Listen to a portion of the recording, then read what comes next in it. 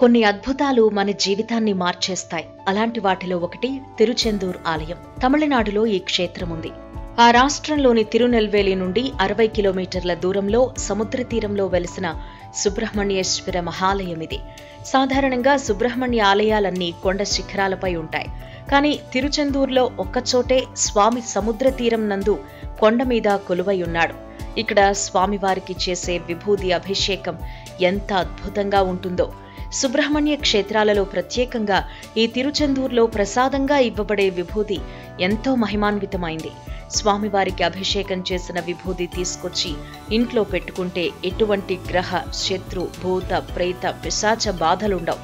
అంతేకాదు, ఈ విభూతిని సేవించటం వల్ల ఎన్నో దీర్ఘకాలిక చర్మ వ్యాధులు నయమవుతాయి.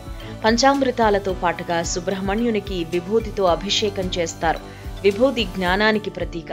స్వామివారికి అభిషేకం చేసిన విభూతిని ఒక పన్నీరు చెట్టు ఆకులో మాత్రమే భక్తులకు ప్రసాదంగా ఇస్తారు. ఈ స్వామివారి లీలలు ఎంతో మందికి అనుభవంలోకొచ్చాయి. నమ్మిన వాడికి నమ్మినంత అన్నారు పెద్దలు. ఇక్కడి స్వామివారి విభూతికున్న మహిమలు వింటే నోట మాట రాదు. తిరుచెందూర్లో సుబ్రహ్మణ్య స్వామి శక్తిని, ఆయన మహిమను వర్ణించటం ఎవరికీ సాధ్యం కాదు.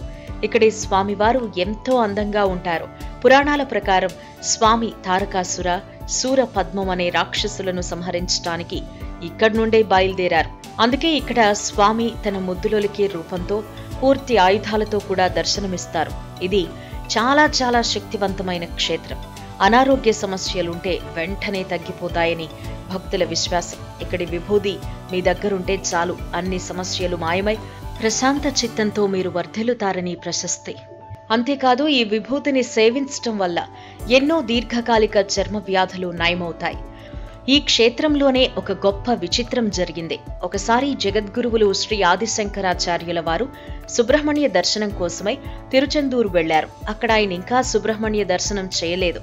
ఆలయం వెలుపల కూర్చునున్నారు. అప్పుడు ఆయనకి ధ్యానంలో సుబ్రహ్మణ్య స్వామి వారి దర్శనమైంది. వెంటనే శంకరులు సుబ్రహ్మణ్య స్వామి భుజంగం చేశారు.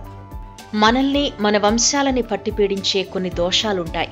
అటువంటి వాటిలో నాగదోషం లేదా కాలసర్ప దోషం లాంటివి. మనం తప్పు చేయకపోవచ్చు, ఎక్కడో వంశంలో తప్పు జరుగుతుంది. దాని ఫలితం అనేక విధాలుగా అనుభవిస్తూ ఉండొచ్చు. ఉదాహరణకు సంతానం కలగకపోవటం, కుష్ఠరోగం మొదలైనవి. అటువంటి దోషాలను కూడా పోగొట్టే సుబ్రహ్మణ్య స్వామి శక్తి ఎంత గొప్పదో శంకరులు ఈ సుబ్రహ్మణ్య భుజంగం ద్వారా తెలియచేశారు.